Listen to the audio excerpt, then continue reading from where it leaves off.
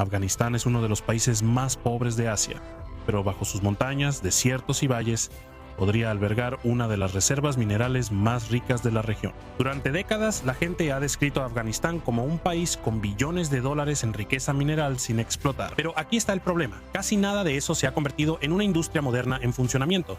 La guerra, los gobiernos débiles, la corrupción y la mala infraestructura lo detuvieron. Y en muchos casos, incluso cuando empresas extranjeras mostraron interés, los riesgos simplemente eran demasiado altos. Pero ahora, un proyecto está volviendo a estar en el centro de atención. A unos 40 kilómetros al sureste de Kabul, en la provincia de Logar, en Afganistán, hay un lugar llamado Mes Aynak. Al principio parece otro paisaje montañoso y seco, pero debajo de él se encuentra uno de los mayores yacimientos de cobre sin explotar del mundo, y China quiere extraerlo. Este no es un proyecto pequeño. El proyecto de cobre de Mes Aynak ha sido vinculado a un acuerdo de inversión china por un valor de alrededor de $5.000 millones, y el valor económico total suele describirse con cifras mucho mayores debido al tamaño del yacimiento de cobre. Para Afganistán, esta mina podría significar empleos, carreteras, energía, ingresos y posiblemente el inicio de una verdadera industria minera. Para entender por qué Mes Aynak es importante, primero tienes que entender lo que significa el cobre en el mundo moderno. El cobre no es como el oro, donde la mayor parte del valor proviene de la belleza, la rareza o la inversión. El cobre es un metal industrial. Está dentro de cables eléctricos, motores eléctricos, trenes, autos, teléfonos, computadoras, turbinas eólicas y casi todas las piezas principales de la infraestructura moderna. Por eso, el mundo está prestando más atención a los yacimientos de cobre. La economía global se está volviendo más electrificada, y el cobre está en el centro de ese cambio. Un auto tradicional usa cobre, pero un vehículo eléctrico usa mucho más. Una red eléctrica normal ya necesita cobre, pero una red de energía renovable necesita líneas de transmisión más largas, más transformadores y más equipo eléctrico. Los centros de datos también necesitan enormes cantidades de infraestructura eléctrica, y eso significa más cobre. Ahora sitúa esa demanda en el contexto de Afganistán. Afganistán no es conocido como una potencia industrial. No tiene una base manufacturera fuerte. No tiene grandes industrias de exportación como China, Alemania, Japón o Corea del Sur. Durante décadas, su economía dependió en gran medida de la ayuda, la agricultura, el comercio informal y la minería a pequeña escala. Pero bajo tierra, Afganistán tiene algo que muchos países industriales necesitan. Mes Aynak es uno de los ejemplos más claros. El nombre mismo está vinculado al cobre, y la zona tiene una larga historia de minería. Mineros antiguos trabajaron ahí hace siglos, mucho antes de que existieran las máquinas modernas, los explosivos, las plantas de procesamiento y las cadenas de suministro globales. Y aquí es donde China entra en la historia. China es la fábrica del mundo. Fabrica electrónicos, vehículos eléctricos, paneles solares, sistemas de trenes de alta velocidad, equipos eléctricos, máquinas industriales y materiales de construcción a una escala que ningún otro país puede igualar. Pero para mantener ese sistema en funcionamiento, China necesita materias primas. China ya importa enormes cantidades de cobre de países como Chile, Perú, la República Democrática del Congo y otros. Pero Pekín no solo quiere comprar minerales en el mercado abierto, quiere acceso a largo plazo. Quiere cadenas de suministro que puede influenciar. Quiere acuerdos mineros, corredores de transporte y redes de infraestructura que conecten los recursos con la industria china. Y este proyecto encaja perfectamente con esa estrategia, en teoría. Está cerca de Kabul. Se encuentra en un país donde las empresas occidentales dudan en invertir. Ofrece un gran recurso de cobre y le da a China la oportunidad de ganar influencia en Afganistán en un momento en que muchas otras potencias importantes se han retirado. Pero en teoría esa es la parte fácil. En realidad se ha retrasado durante casi 2 décadas. La historia moderna de Mes Aynak realmente comienza a finales de la década de 2000. En ese momento, Afganistán tenía un gobierno respaldado por Occidente. La ayuda internacional fluía hacia el país y los funcionarios en Kabul buscaban formas de construir una economía que no dependiera para siempre de la asistencia extranjera. La minería parecía una de las respuestas más obvias.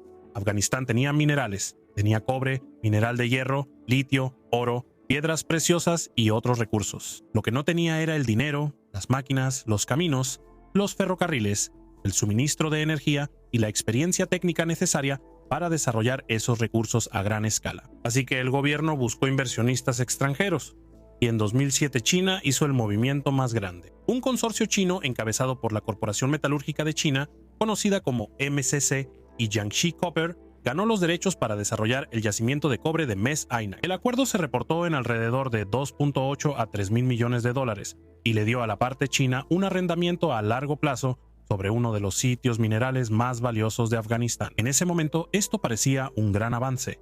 Para Afganistán, el acuerdo prometía ingresos, empleos e infraestructura. Le dio al gobierno la oportunidad de demostrar que el país podía atraer inversiones extranjeras serias después de años de guerra. También creó la esperanza de que la minería pudiera convertirse en la base de una economía más independiente.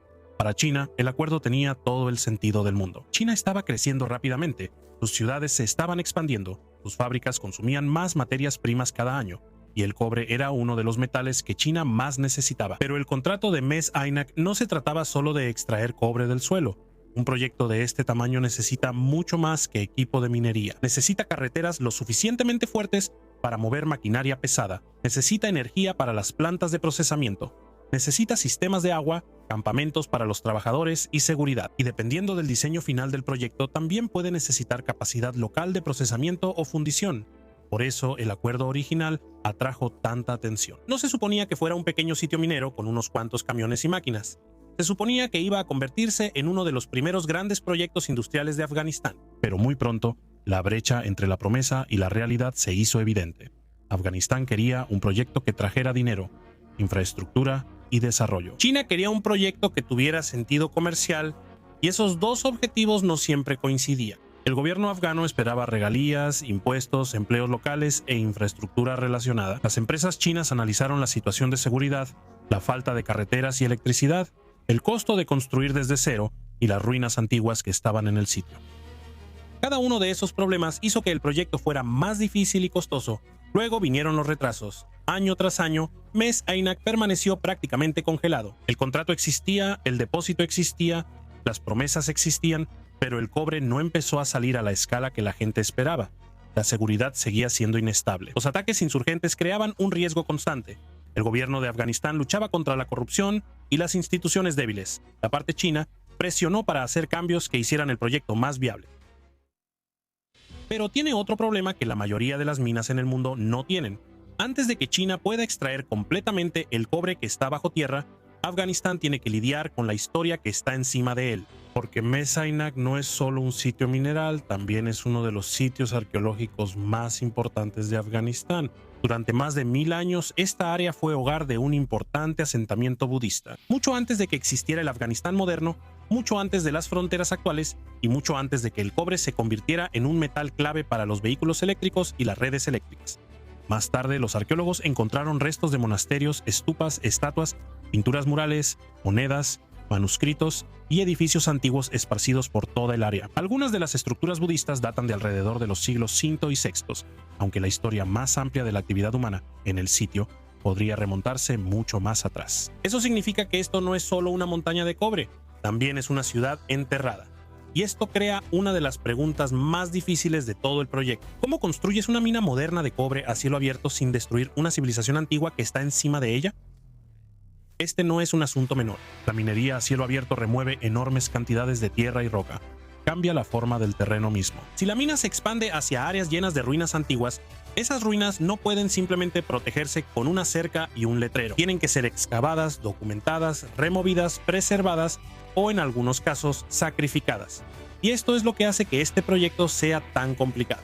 Por eso también los retrasos no se debieron solo a la seguridad o la política. El trabajo arqueológico en sí tomó tiempo. Los equipos tuvieron que documentar lo que encontraron, tuvieron que recuperar artefactos, tuvieron que mapear edificios, tuvieron que decidir qué partes podían salvarse antes de que la minería a gran escala cambiara la tierra para siempre. Pero aquí está la verdad más difícil. No importa cuánta arqueología se lleve a cabo, una gran mina aún transformará la zona. Una mina de cobre de este tamaño no deja la tierra intacta. Una vez que comience la minería a gran escala, ya no será solo un sitio antiguo, se convertirá en una zona industrial. Y esa es la disyuntiva en el centro de todo el proyecto. Afganistán puede obtener una de sus mayores fuentes de ingresos, pero podría perder parte de su patrimonio antiguo en el proceso. Y después de casi 2 décadas de retrasos, Mess Aynak comenzó a mostrar señales de vida nuevamente, porque este proyecto ha sido anunciado, discutido, retrasado, renegociado y defendido durante tantos años que muchas personas dejaron de tratarlo como una mina real. Se convirtió en uno de esos proyectos que siempre parecía estar a punto de comenzar, pero nunca llegaba al punto en que realmente saliera cobre de la tierra. Pero en 2024 el proyecto entró en una nueva fase. Funcionarios talibanes y representantes chinos marcaron el inicio de los trabajos relacionados con la mina, especialmente la carretera de acceso que conecta el sitio con la red de transporte más amplia. Luego, en 2025, funcionarios chinos y afganos volvieron a hablar sobre la actividad minera concreta. Eso aumentó las expectativas de que este megaproyecto finalmente pudiera ir más allá de las carreteras de acceso y avanzar hacia un desarrollo más serio. Pero las minas son lentas, costosas y técnicas. Si una etapa falla, la siguiente se retrasa. Pero hay otro lado en esto. El avance lento de China también muestra cautela. Si Pekín confiara plenamente en la situación, este proyecto probablemente avanzaría más rápido. Si el entorno de seguridad fuera sencillo, si la infraestructura estuviera lista, si la ruta de exportación fuera clara y si todas las cuestiones contractuales estuvieran resueltas, China tendría más razones para avanzar de manera agresiva. En cambio, el proyecto parece avanzar paso a paso. Probablemente eso no sea una coincidencia. China quiere mantener su posición en Mess Aynak sin asumir riesgos innecesarios demasiado pronto. Comenzar con trabajos viales permite que el proyecto avance mientras aún se evalúan las condiciones.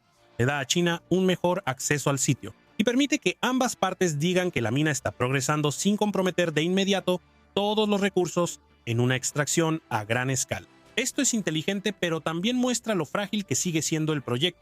Entonces, ¿qué opinas? ¿China está tomando una decisión inteligente a largo plazo al invertir en el cobre de Afganistán? ¿O es demasiado arriesgado como para convertirse en un verdadero éxito? ¿Puede Afganistán usar este proyecto para construir una economía más fuerte? ¿O será otro caso en el que un país pobre exporta su riqueza mientras la gente común ve pocos cambios? Cuéntanos qué opinas en los comentarios de abajo.